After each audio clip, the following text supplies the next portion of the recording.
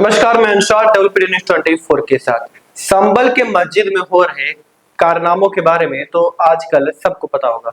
Social media पे और राजनीतिक गलियारों में संभल मस्जिद का कांड इन दिनों सुर्खियों में है। आखिर क्या है ये संभल मस्जिद का कांड? संभल मस्जिद का कांड यह है कि उत्तर प्रदेश के संभल में एक मौजूद मस्जिद, जिसे संभल के मस्जिद के नाम से जाना जाता है, वहां के मुख्यमंत्री योगी आदित्यनाथ ने सर्वे का आदेश पारित करवाया था। सर्वे के आदेश के बाद जब पुलिस प्रशासन वहां पर पहुंचा तो पुलिस और मुसलमान पक्ष के लोगों के बीच एक हिंसक झड़प हुई।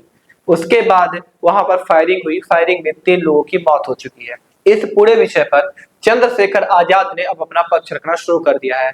आइए पहले सुनते हैं कि चंद्रशेखर आजाद ने मीडिया से बात करते हुए क्या क्या कहा। संभल का विषय बड़ा विषय है और संभल में 4 लोग जान गए। 4 लोग जान अहमियत रखती है। कोई सब धन्ना सेठ के बेटे नहीं, सब गरीब लोग हैं जिनकी जान गई। मैं फिर कहूंगा कि हिंसा किसी चीज का हल नहीं है। मैं हिंसा का समर्थन नहीं करता। मैं इस बात से इत्तेफाक रखता हूं कि हिंसा किसी चीज का हल नहीं है। जो जिन बच्चों की जान गई है, जांच होनी चाहिए। संभल का विषय बड़ा विषय है और संभल में 4 लोग जान गए। 4 लोग जान अहमियत रखती है। कोई सब धन्ना सेठ के बेटे नहीं, सब गरीब लोग हैं और जिनकी जान गई। मैं फिर कहूंगा कि हिंसा किसी चीज का हल नहीं है। मैं हिंसा का समर्थन नहीं करता, लेकिन हर हिंसा के पीछे कोई ना कोई रीजन रहता है, कोई कारण रहता है। उस कारण को जानना भी बहुत जरूरी है। और जिस तरह से लगातार कभी किसी धार्मिक स्थल पे कभी किसी धार्मिक स्थल पे बार बार जो है अपना आधिपत्य दिखाने की और उसके साथ जो है उसको अपने हिस्से में लेने की जो एक कवायद चल रही है, ये देश के लिए अच्छी नहीं है। देश में नफरत फैलाएगी, नुकसान करेगी। आप ये समझिए कि जब वर्शिप एक्ट 1919 है और वो ये कहता है कि 15 अगस्त 47 को जो धार्मिक स्थल जिस स्थिति में था वैसे ही रहेगा, और बाबरी के बाद इसका ये हो भी गया था। तो अब ये नया रोज कभी ज्ञानवापी, कभी बनारस, कभी जो है संभल, ये सब करके जो है, मुझे ऐसा लगता है कि बुनियादी मुद्दों से ध्यान हटाना चाहते हैं। लगता है सर, अखिलेश यादव ने जो कहा कि एक बार सर्वे हुआ था तो दोबारा सर्वे की क्या जरूरत थी, पुलिस की कमी है, सरकार पर आरोप मढ़े जा रहे हैं, आप इससे इत्तेफाक रखते हैं? मैं इस बात से इत्तेफाक रखता हूं कि हिंसा किसी चीज का हल नहीं है। जो जिन बच्चों की जान गई है, जांच होनी चाहिए। और मुझे उम्मीद है कि जो मेडिकल हुआ होगा वो वीडियो रिकॉर्डिंग के अंतर्गत हुआ होगा, जिससे पुलिस की कार्यशैली पे कोई सवाल ना खड़ा हो और पता लग जाए किसकी गोली से जो है 4 लोगों की जान गई। 4 लोगों की जान अहमियत रखती है।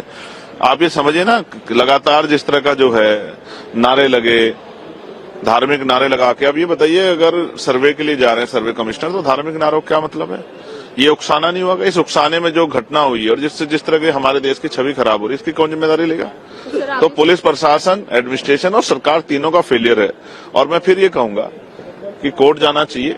मैं सबसे शांति की अपील करूंगा कि लोग शांति बना के रखें, लेकिन मैं फिर आपसे स्पष्ट रूप से कह रहा हूं, ये अच्छा नहीं है, देश के लिए अच्छा नहीं है, संविधान की मर्यादाओं के लिए अच्छा नहीं है। संविधान की मर्यादा में आंदोलन हो और गोली से नहीं, वार्ता से जो है लोगों की सबकी सुनवाई। क्या आपको नहीं पता इस मसले में दूसरे पक्ष को बिल्कुल नहीं सुना गया, एक पक्ष से फैसला हो गया है?